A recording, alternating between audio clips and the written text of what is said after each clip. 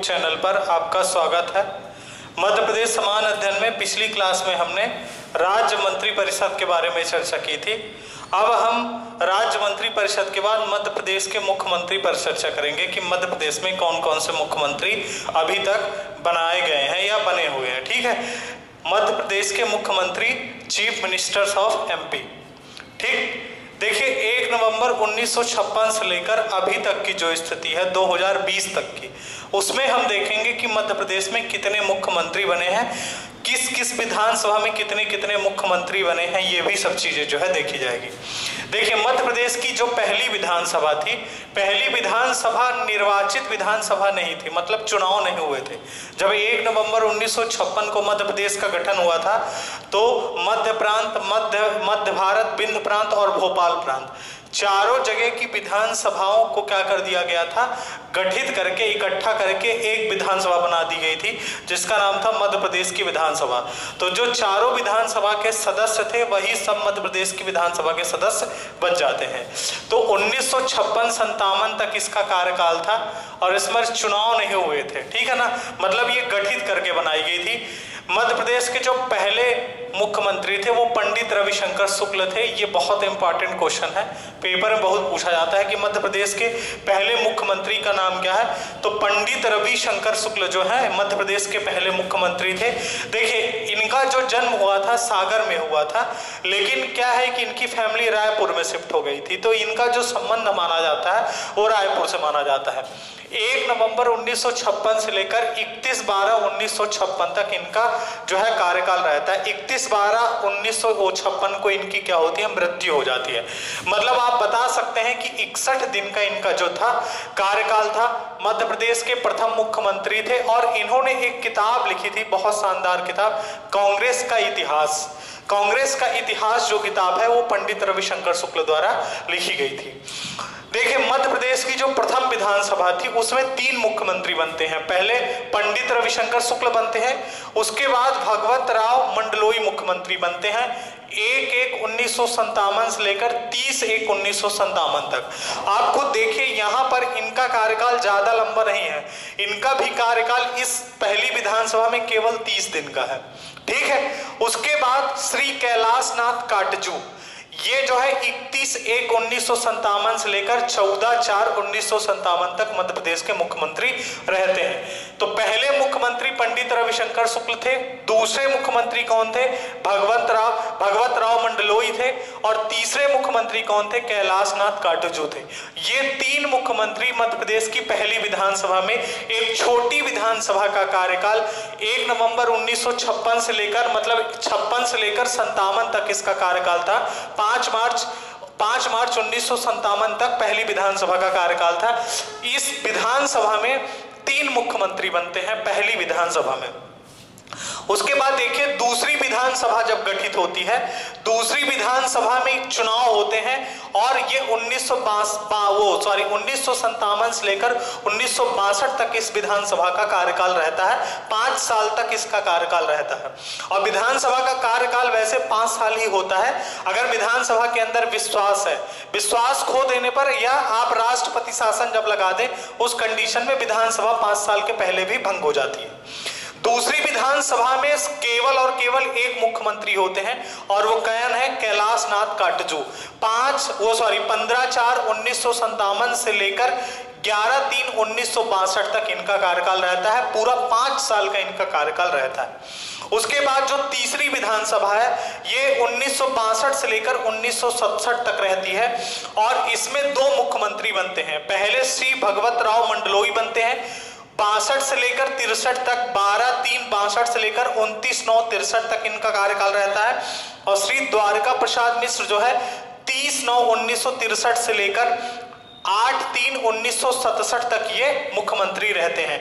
तो 2 मुख्यमंत्री क्या होते हैं आपके यहाँ पर देखिए कैलाश नाथ काटजू भी पहले मुख्यमंत्री रह चुके हैं और भगवत राव मंडलोई भी मुख्यमंत्री रह चुके हैं।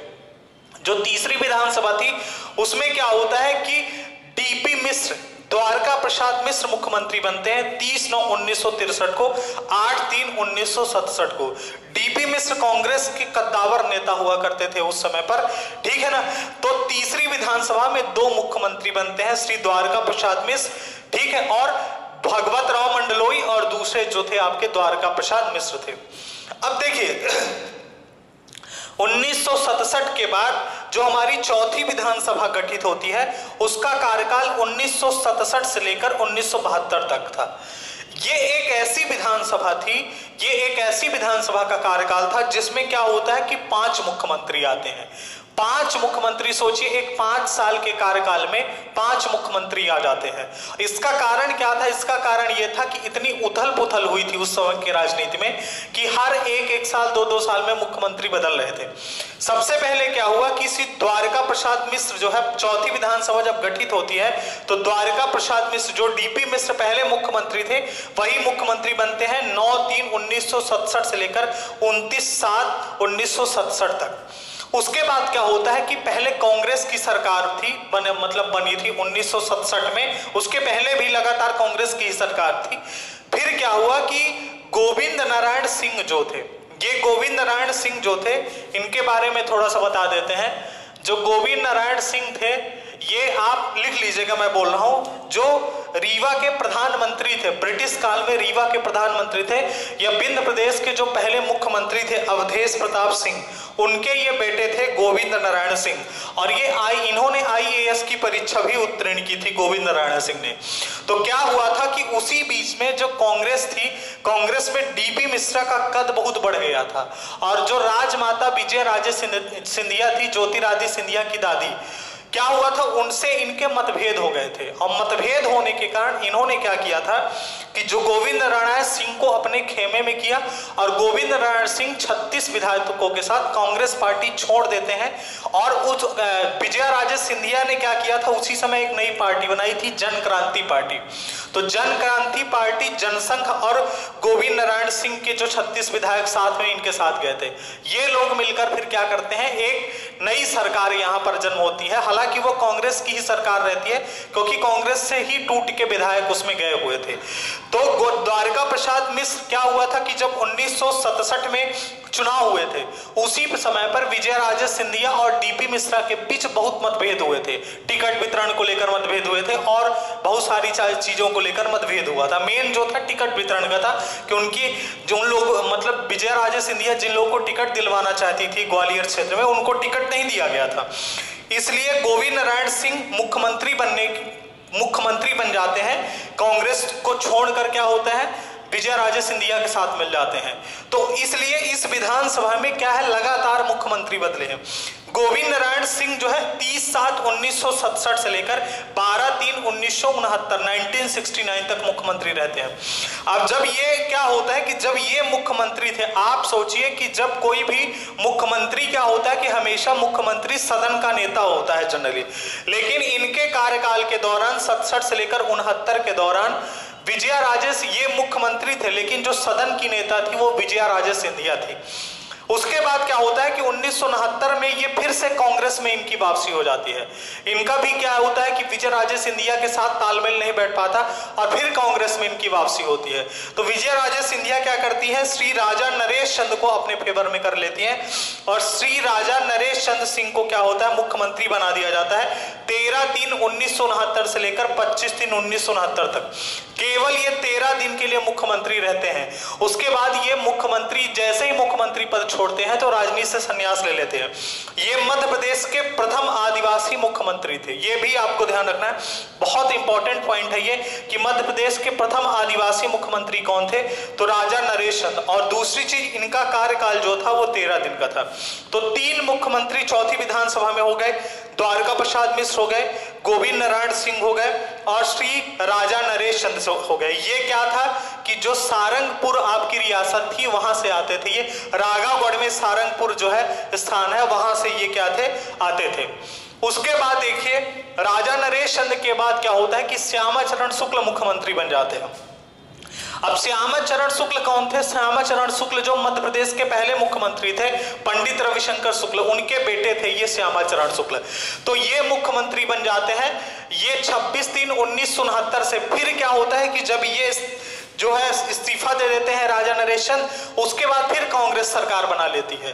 तो श्यामाचरण शुक्ल कांग्रेस से मुख्यमंत्री बनते हैं 26/3/1969 से लेकर 28/1/1972 तक। उसके बाद क्या होता है, श्यामाचरण शुक्ल को फिर क्या होता है, दिल्ली बुला लिया जाता है। फिर वो कांग्रेस से इस्तीफा दे देते हैं, मतलब मुख्यमंत्री पद से इस्तीफा दे देते हैं। तो क्या होता है कि श्री प्रकाश चंद्र सेठी जो है ये मुख्यमंत्री बन जाते हैं, ठीक है ना। श्री प्रकाश चंद्र सेठी 29/1/1972 से लेकर 22/3/1972 तक ये रहते हैं, प्रकाश चंद्र सेठी। ये बहुत इंपॉर्टेंट नाम है प्रकाश चंद्र सेठी, ये बात ध्यान रखिएगा। क्यों? क्योंकि प्रकाश चंद्र सेठी ने क्या किया था, उसी बीच में राज्य योजना मंडल का गठन किया था। राज्य योजना मंडल का गठन किया था प्रकाश चंद्र सेठी ने, और 2007 में शिवराज सिंह चौहान ने इसका नाम बदलकर राज्य योजना आयोग रख दिया था। जिस प्रकार भारत में जो आपका योजना आयोग होता है, जिसको नीति आयोग बना दिया गया है, उसके अध्यक्ष प्रधानमंत्री होते हैं। तो राज्यों में जो योजना आयोग होता है उसका जो अध्यक्ष होता है वो कौन होता है, मुख्यमंत्री होता है। तो प्रकाश चंद्र सेठी जो थे, आप ये भी कह सकते हैं कि जो राज्य योजना आयोग है वर्तमान समय में, जो पहले राज्य योजना मंडल था, उसके पहले अध्यक्ष भी थे, और इसका जो गठन हुआ था 24 अक्टूबर 1972 को हुआ था। तो प्रकाश चंद्र सेठी जो है, प्रकाश चंद्र सेठी इसलिए इंपॉर्टेंट है कि आपसे क्वेश्चन पूछा सकता है कि किस मुख्यमंत्री ने राज्य योजना मंडल का गठन किया था। तो प्रकाश चंद्र सेठी ने किया था, और वो उसके पहले अध्यक्ष भी थे। तो चौथी विधानसभा में आप देखिए 3 मुख्यमंत्री ये थे और 2 ये हो गए। टोटल कितने मुख्यमंत्री बनते हैं? 5 मुख्यमंत्री बनते हैं।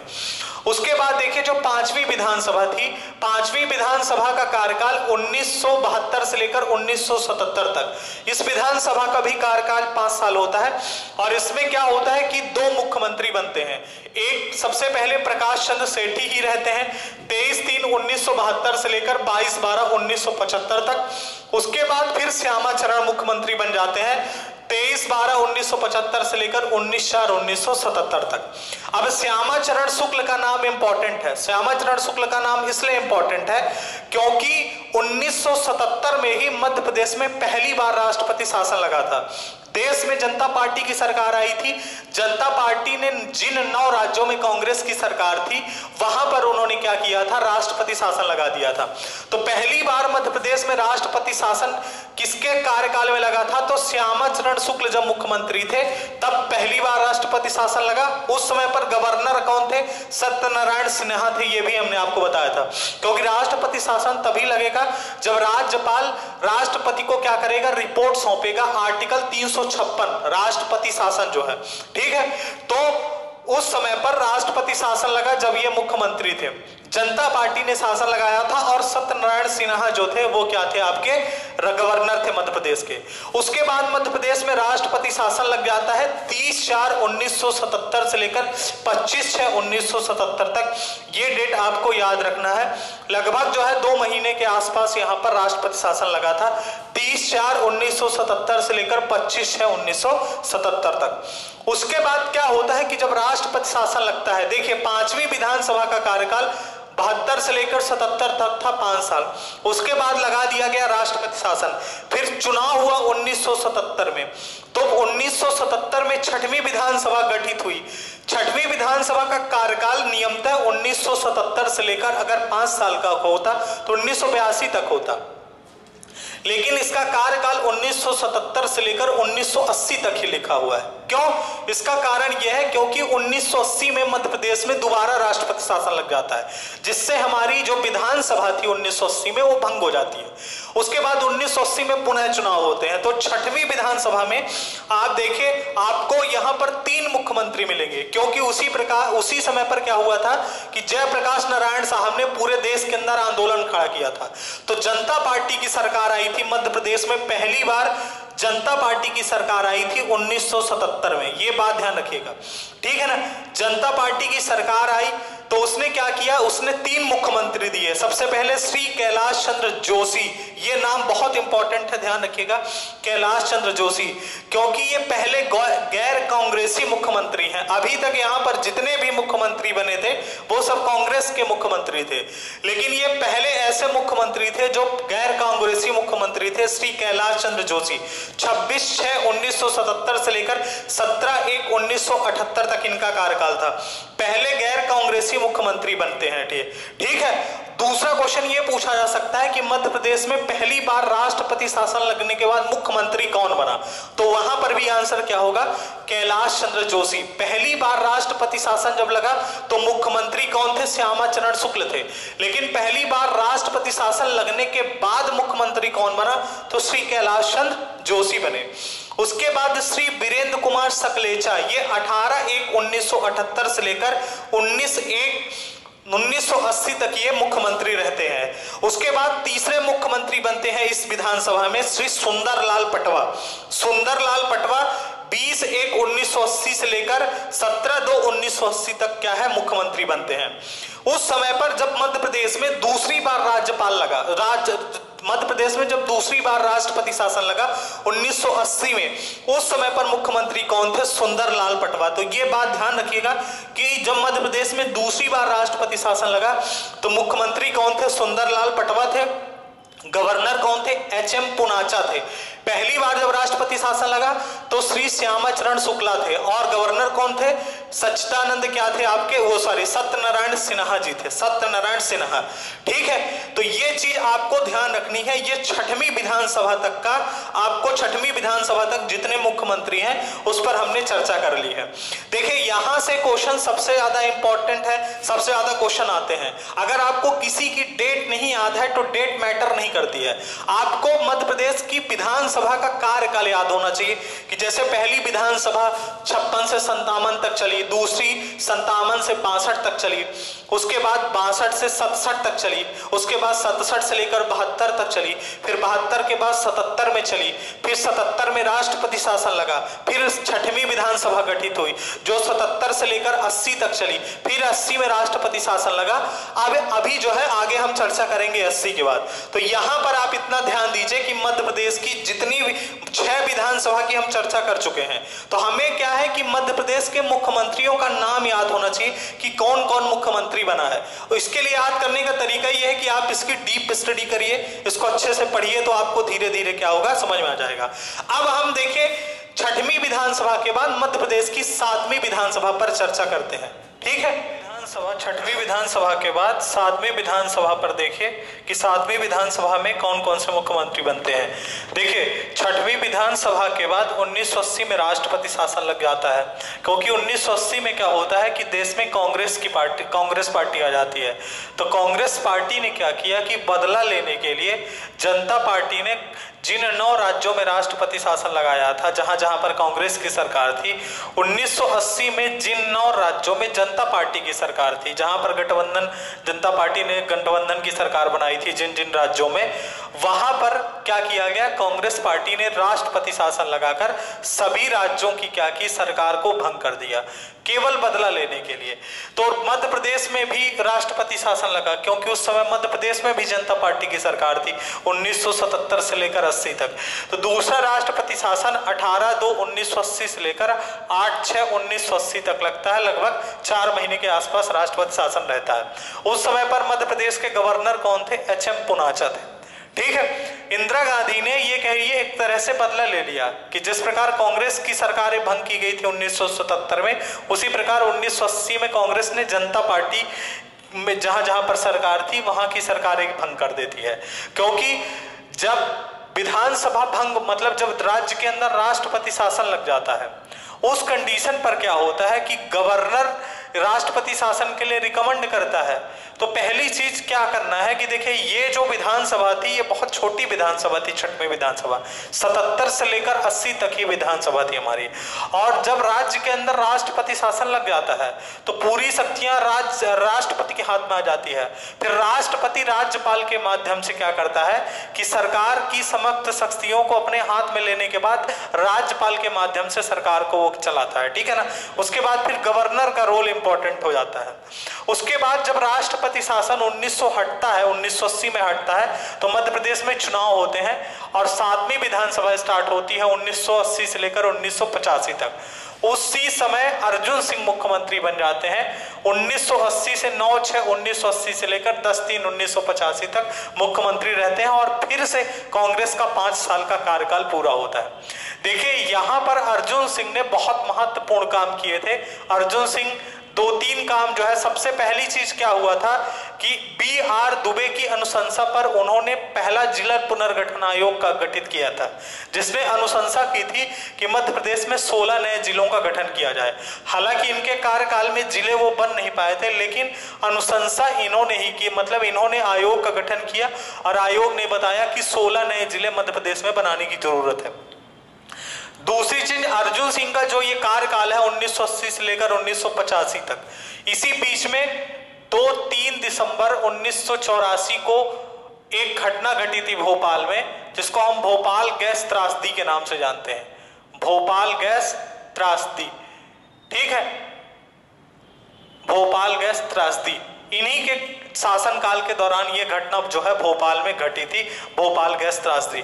जो मेथिल आइसोसाइनाइड गैस थी, MIC जिसको बोला जाता है, मेथिल आइसोसाइनाइड, इस गैस के रिसाव के कारण भोपाल के मंडी द्वीप में एक कारखाना था, यूनियन कार्बाइड कारखाना, जहां पर इस गैस का उत्पादन होता था, मेथिल आइसोसाइनाइड। तो ये गैस लीक हो गई। लीक होने के कारण क्या है, बहुत सारे लोग मारे गए थे। उस समय पर ये कंपनी थी यूनियन कार्बाइड, उसके जो प्रेसिडेंट थे वो वारेन एंडरसन थे। वो उस समय पर कंपनी के पूरा देख रेख करते थे कंपनी की।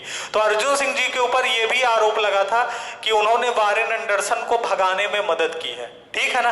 तो भोपाल गैस त्रासदी जो है इन्हीं के शासन के दौरान हुई थी। तीसरी एक महत्वपूर्ण घटना और घटी थी कि जो फूलन देवी थी, कुख्यात डाकू फूलन देवी ने समर्पण किया था।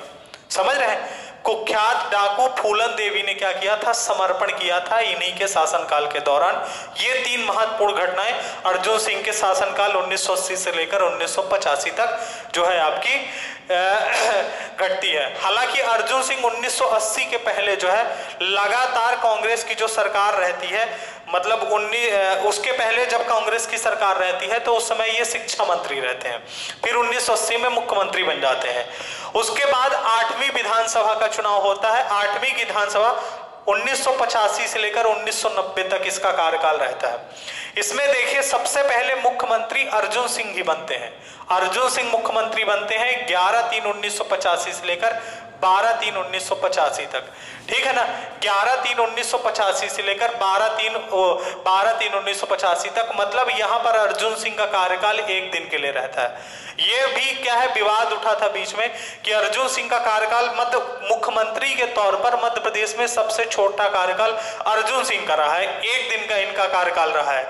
उसके बाद इनको क्या कर दिया जाता है, 1 दिन के बाद इनको 1 दिन मुख्यमंत्री बने होता है कि इनको पंजाब में उस समय पर आतंकवाद जोरों पर पकड़ रहा था, तो पंजाब का गवर्नर इन्हें बना दिया जाता है। तो ये इनके बाद मुख्यमंत्री कौन बन जाता है, उस समय कांग्रेस के वरिष्ठ नेता थे श्री मोतीलाल वोरा।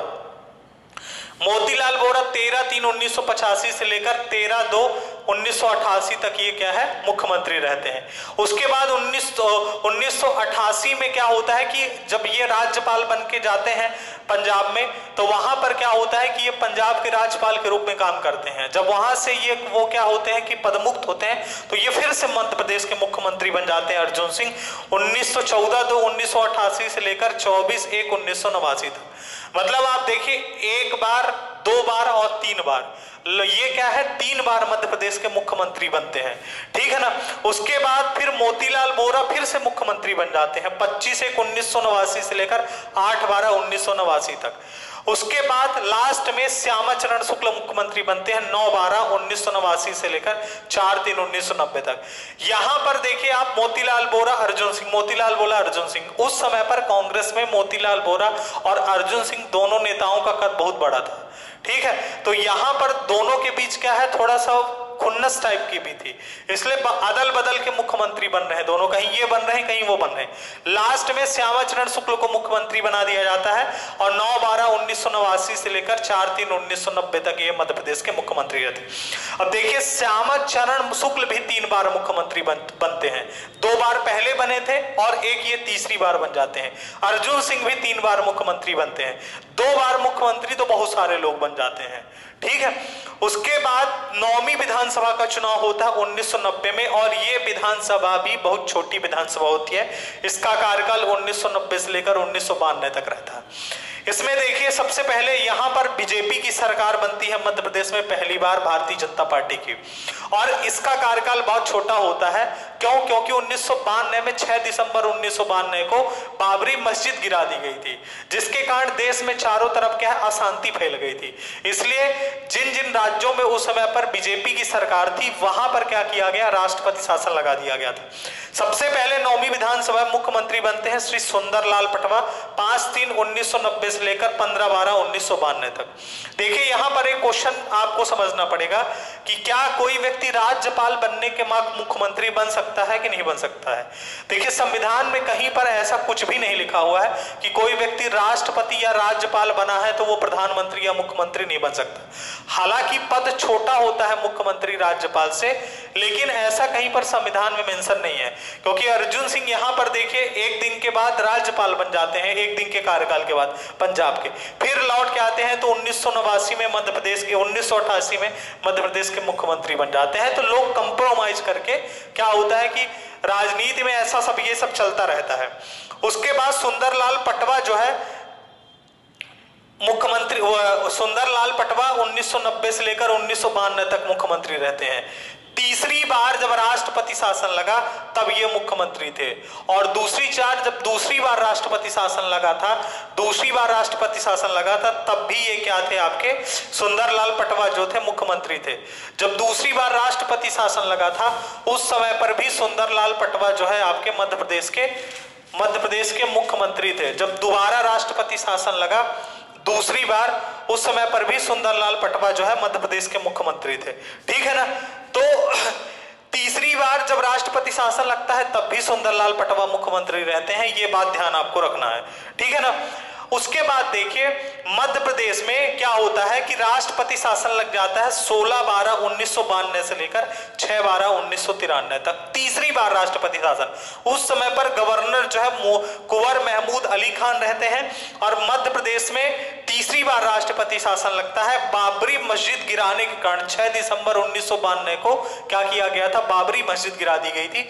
उसी बीच में क्या किया गया था कि 16/12/1992 से लेकर 6/12, लगभग ये मान के चलिए कि 1 साल तक राष्ट्रपति शासन मध्य प्रदेश में तीसरी बार लगा था, ठीक है। उसके बाद 1993 में फिर चुनाव होते हैं मध्य प्रदेश में, और फिर कांग्रेस की सरकार आ जाती है 10वीं विधानसभा में, और 10वीं विधानसभा का कार्यकाल सीधे 93 से लेकर 98 तक रहता है। श्री दिग्विजय सिंह जो है मध्य प्रदेश के मुख्यमंत्री बनते हैं 1993 से लेकर 1998 तक। उसके बाद जो 11वीं विधानसभा होती है उसमें भी दिग्विजय सिंह मुख्यमंत्री बनते हैं 1998 से लेकर 2003 तक, मतलब 10 साल तक ये लगातार मुख्यमंत्री रहते हैं दिग्विजय सिंह जी। उसके बाद 2003 में क्या होता है, फिर से चुनाव होता है 12वीं विधानसभा का, और इसका कार्यकाल 2008 तक इसका रहता है। यहां पर देखिए बीजेपी की सरकार बनती है मध्य प्रदेश में 1990 से 92 के बीच भारतीय जनता पार्टी की सरकार थी यहां पर 2 साल। उसके बाद यहां पर बनती है और ये पूरा 5 साल का कार्यकाल रहता है 2003 से लेकर 2008 तक। सबसे पहले सुश्री उमा भारती मुख्यमंत्री बनती हैं 8/12/2003 से लेकर 23/8/2004 तक। देखिए उमा भारती मध्य प्रदेश की पहली महिला मुख्यमंत्री हैं, ये बात आप ध्यान रखिएगा। मध्य प्रदेश की पहली महिला मुख्यमंत्री कौन है, उमा भारती हैं। जबकि मध्य प्रदेश की पहली महिला राज्यपाल कौन थी, श्रीमती सरला ग्रेवाल, जो राज्यपाल के टॉपिक पर हम चर्चा किए थे। उसके बाद थोड़ा ये उसी बीच में विवादों में पड़ जाती है, जिसके कारण मुख्यमंत्री पद से इन्हें त्याग पत्र देना पड़ता है। फिर बाबूलाल गौर मुख्यमंत्री बन जाते हैं, 2004 से लेकर 2005 तक मुख्यमंत्री रहते हैं। फिर अंततः शिवराज सिंह चौहान मुख्यमंत्री बनते हैं 2005 से लेकर 2008 तक। तो शिवराज सिंह चौहान 2005 में मध्य प्रदेश के मुख्यमंत्री बनते हैं और लगातार 2018 तक मुख्यमंत्री रहते हैं, 13 साल तक लगातार। अगर क्वेश्चन ये पूछा जाए कि मध्य प्रदेश में मुख्यमंत्री के तौर पर सबसे लंबा कार्यकाल किसका रहा है, तो उसका आंसर क्या होगा, शिवराज सिंह चौहान। ये 12वीं विधानसभा में जब चुने गए, मतलब जब मुख्यमंत्री बनते हैं 29/11/2005 से लेकर 12/12/2008 तक। फिर 13वीं विधानसभा में भी यही मुख्यमंत्री रहते हैं 2008 से लेकर 2013 तक। 14वीं विधानसभा में 2013 से लेकर 2018 तक ये पूरे मुख्यमंत्री रहते हैं पूरे कार्यकाल में। उसके बाद मध्य प्रदेश में 2018 में 15वीं विधानसभा का चुनाव हुआ। उसी बीच में क्या हुआ कि थोड़ा सा शिवराज सिंह चौहान ने जो है आरक्षण माई के लाल वाला जो है स्पीच दे दिया था, ठीक है, स्पीच दे दिए थे, सॉरी। उसी बीच में क्या हुआ कि उसका जमकर विरोध हुआ, आरक्षण वाला भी मैटर उठा था थोड़ा सा। इसके कारण यहां पर क्या हुआ कि शिवराज सिंह चौहान भारतीय जनता पार्टी की सरकार जो है चली जाती है और 15वीं विधानसभा 2018 से लेकर 2023 के बीच में पहले कांग्रेस की सरकार बनती है। लेकिन यहां पर क्या हुआ था कि कांग्रेस को भी स्पष्ट बहुमत नहीं मिला था। शुरुआत में इनकी 114 सीट थी और भारतीय जनता पार्टी की 107 सीटें थी। फिर कांग्रेस ने क्या किया, निर्दलीय विधायकों के साथ गठबंधन करके सरकार बना ली। 1.5 साल तक 18 महीने तक सरकार चली और मुख्यमंत्री जो है कमलनाथ है। अब देखिए यहां पर क्वेश्चन ये पूछा जा सकता है कि कमलनाथ मध्य प्रदेश के कौन से नंबर के मुख्यमंत्री थे व्यक्ति के रूप में। तो व्यक्ति के रूप में देखिए, एक व्यक्ति दो बार 3 बार मुख्यमंत्री बने हैं, समझ रहे हैं। बहुत सारे लोग 2 बार बने हैं, 3 बार बने हैं। कमलनाथ व्यक्ति के रूप में 18वें मुख्यमंत्री थे मध्य प्रदेश के। ये बात ध्यान रखना है। 17/12/2018 से लेकर 20/3/2020 तक इनका कार्यकाल रहता है। फिर शिवराज सिंह चौहान मुख्यमंत्री बन जाते हैं 23/3/2020 से लेकर अब तक मध्य प्रदेश के मुख्यमंत्री हैं। तो अगर क्वेश्चन ये पूछा जाता है कि शिवराज सिंह चौहान किस नंबर के मुख्यमंत्री हैं, तो शिवराज सिंह चौहान जब मुख्यमंत्री बने थे तो व्यक्ति के रूप में 17वें नंबर के मुख्यमंत्री थे। हालांकि 18वें नंबर के कमलनाथ बने हैं, फिर उसके बाद शिवराज सिंह चौहान बन गए। तो अगर ये पूछा जाए कि शिवराज सिंह चौहान किस व्यक्ति के रूप में किस स्थान पर है, तो 17वें स्थान पर, और कमलनाथ जो है व्यक्ति के रूप में 18वें स्थान पर है, ठीक है ना। 18वें मुख्यमंत्री हैं व्यक्ति के रूप में कमलनाथ। तो ये पूरे मुख्यमंत्री जो है मध्य प्रदेश के 1 नवंबर 1956 से लेकर अभी तक की स्थिति है। देखिए जो मध्य प्रदेश की विधानसभा है ये 2018 से लेकर 2023 के बीच है, लेकिन अभी इस विधानसभा में शिवराज सिंह चौहान मुख्यमंत्री बन गए हैं क्योंकि कांग्रेस के बहुत सारे विधायक जो है कांग्रेस छोड़कर बीजेपी में आ गए हैं। अब उपचुनाव होने वाला है और उपचुनाव में अगर इनको 115, क्योंकि मध्य प्रदेश में सरकार बनाने के लिए टोटल कितनी सीट चाहिए, 115 + 1 बराबर 116 सीट। तो इनके पास अभी क्या है कि कांग्रेस के विधायक आ गए हैं, इसलिए ये मुख्यमंत्री बन गए हैं। अब उपचुनाव के बाद ये पता चलेगा कि ये मुख्यमंत्री रहते हैं कि नहीं रहते हैं। अगर ऐसी स्थिति बन जाती है कि कोई भी पार्टी सरकार बनाने की स्थिति में नहीं है, तो हो सकता है कि राष्ट्रपति शासन लग जाए या विधानसभा भंग कर दी जाए या फिर से चुनाव हो, या किसी तरह गठजोड़ करके फिर से सरकार कोई बना ले। ये स्थिति बाद में पता चलेगी। अभी तक ये स्थिति है मध्य प्रदेश की 15वीं विधानसभा की। यहां पर देखिए कुछ क्वेश्चन जो है पूछे जा सकते हैं कि मध्य प्रदेश की पहली महिला मुख्यमंत्री कौन थी, मध्य प्रदेश के प्रथम मुख्यमंत्री कौन थे, ठीक है ना, और सबसे लंबा कार्यकाल किसका रहा है, सबसे छोटा कार्यकाल किसका रहा है। सबसे छोटे कार्यकाल में कुछ लोग क्या है कि कुछ किताबों में लिखा हुआ है कि राजा नरेश चंद्र का सबसे छोटा कार्यकाल 13 दिन था, जबकि मुख्यमंत्री के तौर पर वैसे सबसे छोटा कार्यकाल जो है अर्जुन सिंह का था 1 दिन का। उसके बाद फिर राजा नरेश चंद्र का 13 दिन का था। तो यहां पर कुछ लोगों को कंफ्यूजन रहता है। यहां पर मध्य प्रदेश के मुख्यमंत्री से रिलेटेड आपको कोई भी डाउट होता है तो आप जो है कमेंट बॉक्स में लिखिए, उसका निराकरण जो है हम क्लास में जो है अगली क्लास में करके आपको बता देंगे। कि अगर आप किसी भी क्वेश्चन में कहीं पर आपको डाउट होता है तो आप कमेंट जरूर करिए, जिससे नेक्स्ट क्लास में हम उसको जो है आपसे डिस्कस कर लें। जय हिंद।